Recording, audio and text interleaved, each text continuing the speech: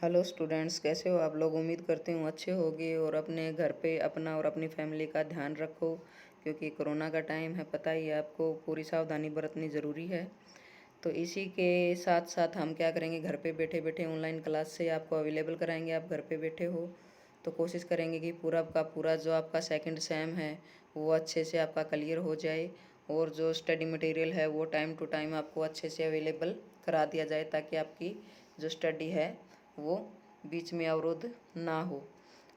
तो चलिए स्टार्ट करते हैं। वीडियो को स्टार्ट करने से पहले मैं बता दूं, सबसे पहले तो एक तो वीडियो को आप स्किप मत करना बिल्कुल भी, क्योंकि स्किप करते हो तो बहुत सारी इंपॉर्टेंट चीज़ें खो जाती हैं और आपको फिर वीडियो समझ में भी नहीं आता कि क्या है। बीच बीच में आप स्किप करोगे तो बस 10-15 मिनट की वीडियो बनाते हैं, और 10-15 मिनट आप अच्छे से एक बार ध्यान लगा के इस वीडियो को देखोगे तो आपके सारा का सारा क्लियर हो जाएगा कि क्या अच्छे से सारा का सारा जो स्टडी मटेरियल है, सारा का सारा डेली की डेली क्लासें होती हैं। 15-20 मिनट का एक वीडियो होता है, उसको अच्छे से ध्यान से आपको सुनना है और देखना है।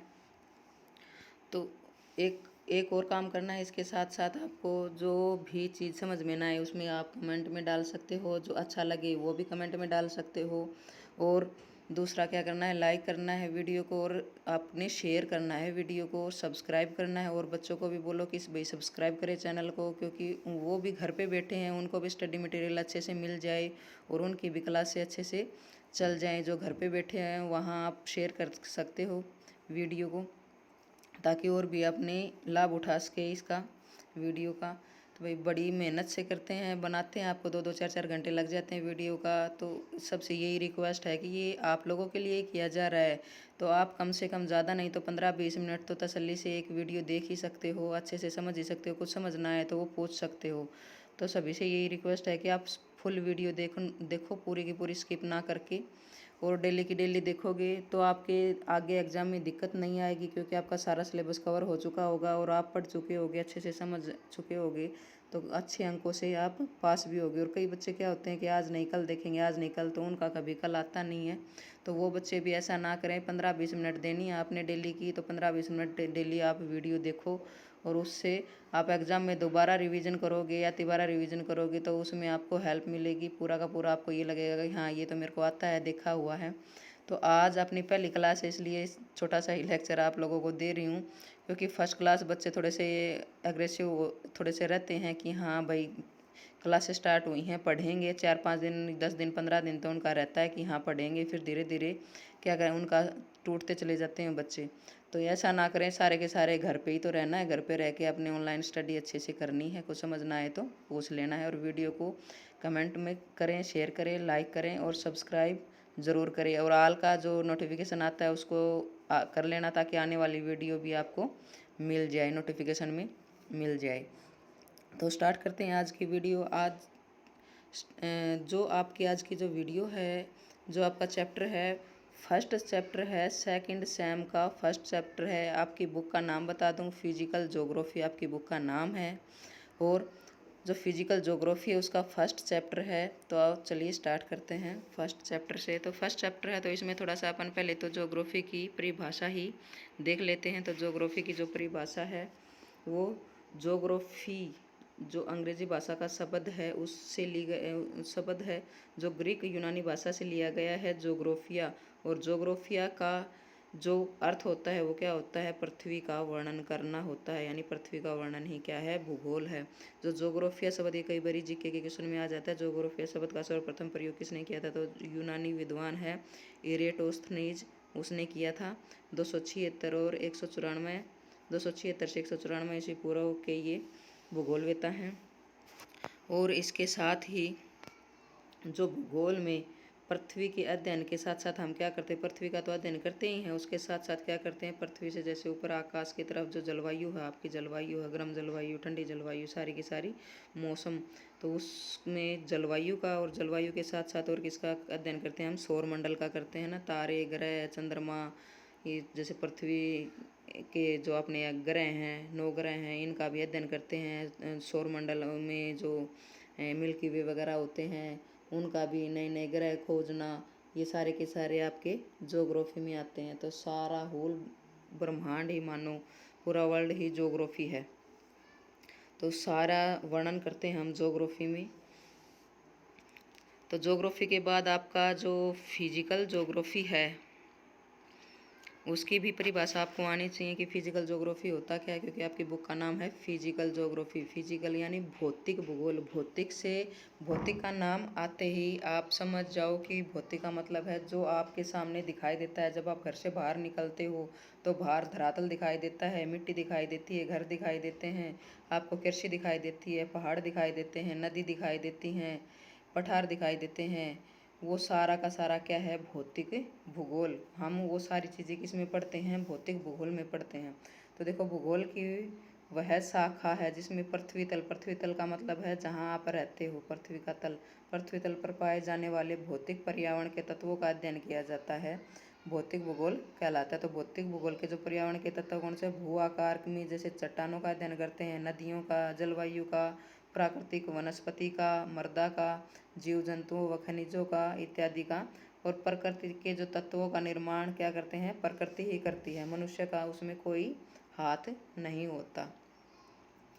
इसके बाद में थोड़ी सी भूगोलवेताओं की परिभाषा है वो भी अपन देख लेते हैं, ज़रूरी है। जो आपका सबसे पहले परिभाषा है वो आर्थर होम की है। जो आर्थर होम्स की भूगोल की परिभाषा, इसने क्या कहा है कि देखो भौतिक पर्यावरण का अध्ययन ही भौतिक भूगोल है। इसके अंतर्गत धरातलीय उच्चावच, धरातलीय उच्चावच का मतलब है आपके पहाड़, पठार, चोटियाँ होती हैं जो, भू आकृति विज्ञान और सागर महासागर, यानी महासागरों में छोटे छोटे सागर होते हैं बहुत सारे, वो आगे अपन चैप्टर आएगा उसमें पढ़ेंगे।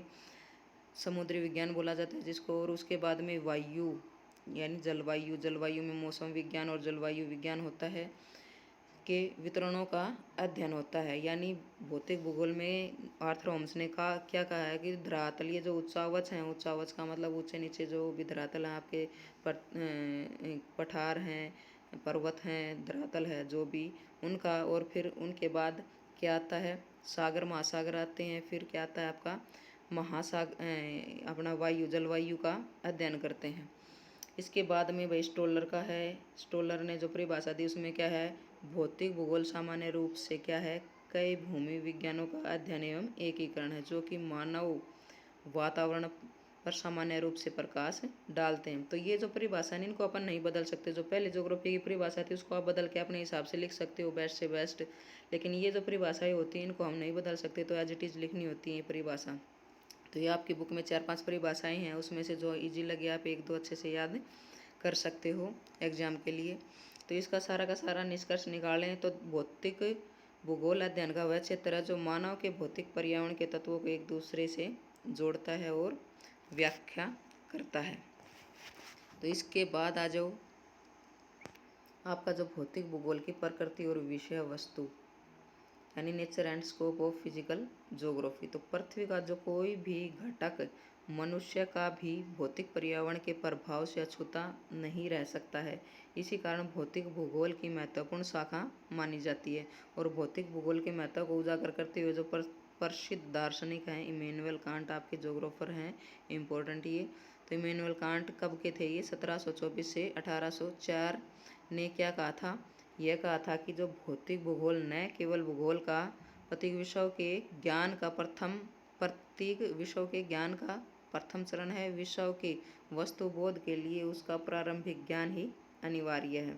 तो इस आधार पर यह माना जाता है कि जो भौतिक भूगोल का विषय क्षेत्र क्या है, विस्तृत है, और भौतिक भूगोल में पृथ्वी का भौतिक तत्वों के केवल वितरण का ही अध्ययन नहीं किया जाता, बल्कि समय के साथ साथ उन तत्वों और दशाओं में होने वाले परिवर्तन का भी अध्ययन किया जाता है। भौतिक भूगोल की संपूर्ण जो विषय वस्तु है वो निम्नलिखित खंडों में बांटी गई है। तो निम्नलिखित में से भाई सबसे पहली है आपकी स्थल मंडल। तो स्थल मंडल को शुरू करने से पहले थोड़ा सा आपको समझा दें, आपका जो स्थल मंडल है, 3 चीज़ों, आपका जो जैवमंडल है जहाँ आप रहते हो वो 3 चीज़ों से बना है। वायुमंडल आपका क्या है, वायुमंडल, स्थल मंडल जहाँ आप रहते हो, वायुमंडल जो स्थल मंडल से ऊपर आकाश की तरफ जाते हो, और उसके बाद में आपका जलमंडल, सागर महासागर जो भी हैं। इन तीनों का कॉम्बिनेशन क्या होता है, इन तीनों का 3-3 किलोमीटर का जो एरिया होता है, 3 किलोमीटर का इसका, 3 का इसका और 3 का इसका, उससे किसका निर्माण होता है भाई, जैवमंडल का निर्माण होता है 3-3 किलोमीटर। इसको जीव मंडल यानी जीवों का मंडल, जहाँ जीव मिलते हैं। तो इसमें आ जाओ भाई। सबसे पहले जो स्थल मंडल है, स्थल मंडल की परिभाषा क्या है? जो पृथ्वी का ऊपरी ठोस भाग है जहाँ पे आप रहते हो, इसके अंतर्गत विभिन्न प्रकार के स्थल रूप, जैसे आप देखते हो पर्वत देखते हो, मैदान के अध्ययन के साथ साथ इन पर पाए जाने वाले जो सूक्ष्म भू आकार का भी हम अध्ययन करते हैं। जैसे ये तो बड़े बड़े हैं पर्वत मैदान। इसके बाद में जो छोटी स्थलाकृतियाँ होती हैं, ये आपके चैप्टर हैं 3-4 आगे। नदी द्वारा निर्मित स्थलाकृति, बालू मिट्टी द्वारा निर्मित स्थलाकृति अलग अलग, तो उसकी ये चीज़ें बता रखी हैं। जैसे टीले है, सर्क है, गोखुर झील है, डेल्टा है। तो जैसे टीले मैं आपको बता दूं, जैसे एक अपन वायु द्वारा बनी आकृति समझ लेते हैं, ये आगे सारी की सारी समझेंगे। जैसे वायु मिट्टी को उड़ा के लेके जाती है। आप मरुस्थल में जाओगे, आप बीकानेर की तरफ जाओगे अपने इंडिया में, तो वहाँ पे टिब्बे टिब्बे मिलेंगे आपको बालू रेत के। तो वहाँ आंधी चलेगी तो एक टिब्बे से दूसरे टिब्बे पे जहाँ पे गड्ढा होगा वहाँ पे क्या कर देगा, उसको जमाव कर देगा, और जमाव करते करते क्या कर देगा, वहाँ एक टिब्बे का निर्माण कर देगा, जिसको क्या बोलते हैं, टीले बोलते हैं। और ऐसे ही जो नीचे यानी अलग अलग स्थलाकृति होती है, कहीं से रेत उठा ले जाता है तो कहीं पे जमा कर देता है, उस स्थलाकृति को अलग बोलते हैं। जहाँ से रेत उठाया है उस स्थलाकृति को अलग बोलते हैं। तो अपने यहाँ पे राजस्थान का जो मरुस्थल है वहाँ पे बरखान बोले जाते हैं उनको, जो टिब्बों को दूसरे नए टिब्बे का निर्माण होता है तो उसको हम बरखान बोलते हैं। और उसकी अलग से आकृति भी बनती है किस प्रकार की, वो आगे जो चैप्टर आएगा उसमें अपन पढ़ेंगे। तो इसके बाद देखो, इस प्रकार का जो स्थल मंडल में पृथ्वी का भूवैज्ञानिक इतिहास, तत्वों, भूगर्भ की रचना यानी पर धरातल है अपना, धरातल से नीचे चलते हैं तो वहाँ चट्टाने किस प्रकार की चट्टाने हैं, क्या गुण है, अंतर्जात बहिर्जात बल क्या होते हैं। अंतर्जात का मतलब अंदर, जो पृथ्वी के अंदर जो बल होते हैं, जैसे भूकंप आता है, ज्वालामुखी आता है, उसके में कौन कौन से बल लगते हैं उनको अंतर्जात बल बोलते हैं। बहिर्जात बल यानी पृथ्वी के ऊपर बल होते हैं, जैसे पहाड़ ऊपर उठता है वो भी अंतर्जात बल के द्वारा ही उठता है। तो अंतर्जात और बहिर्जात बल हैं, संरचना है, प्रक्रम है और अवस्था, ये सारी की सारा अध्ययन करते हैं। इसके बाद में ये पहला है। दूसरा आपका जलमंडल है। जलमंडल से आप समझ ही गए होगी जलमंडल की परिभाषा क्या है। पृथ्वी के समस्त जलीय भाग आते हैं, जो जल में रहते हैं, जो जल में रहते हैं, पृथ्वी के समस्त जलीय भाग आते हैं। जलमंडल के अंतर्गत क्या है, महासागरीय नितल का विन्यास, महासागरीय निक्षेप यानी जो महासागर पानी है, पानी में जीव जंतु हैं। आपको पता, आपको अगर आपने फर्स्ट क्लास लिए तो आपको ये ध्यान नहीं होगा कि आप सोचते होगे कि पर्वत, पठार, पहाड़ अपने धरातल के ऊपर ही हैं। ये धरातल के नीचे भी हैं। समुद्र में भी आपको पठार भी मिलेंगे, ऊंची ऊंची चोटियाँ भी मिलेंगी, सारी की सारी चीज़ें हैं। और जैसे पानी में महासागरों का, सागरों का लवणता क्या है, उसका घनत्व क्या है, ये सारी की सारी चीज़ें पढ़ते हैं। और ज्वार भाटा क्या होता है, जल चक्कर क्या होता है, प्रवाल भित्ति क्या होती है, ये सारे के सारे किसके अंतर्गत आते हैं, आपके जलमंडल में, यानी जल के अंतर्गत ये सारी चीज़ें। जब आगे चैप्टर आएगा उसमें एक एक चीज़ें पढ़ेंगे। तो ये है आपका जलमंडल। जलमंडल के बाद आता है आपका वायुमंडल। वायुमंडल भी आपको वैसे तो पता ही है, फिर भी अपन एक बार देख लेते हैं। इसके अंतर्गत वायु से जुड़े तथ्य यानी वायुमंडल की संरचना क्या है, स्ट्रक्चर क्या है, उसका संगठन क्या है, वायुमंडल का तापमान, वायु दाब क्या होती है, पवन पेटियाँ क्या होती हैं, पवनों की उत्पत्ति कैसे होती है, वायु में आर्द्रता कितनी होती है, वायु राशियाँ, वायु विक्षोभ और विश्व जलवायु का जो वर्गीकरण है, वितरण है, वो सब का सब अध्ययन हम किस में करते हैं, वायुमंडल में करते हैं। जैसे पढ़ते होते हैं उन वायुमंडल की, वो सारी की सारी अपन वायुमंडल के अंतर्गत देखते हैं। इसके बाद है आपका जैवमंडल। तो जैवमंडल मैंने अभी थोड़ी देर पहले बताया था कि किससे बनता है, इन तीनों चीज़ों से, जलमंडल, वायुमंडल और स्थलमंडल से मिलके क्या बनता है, जैवमंडल बनता है।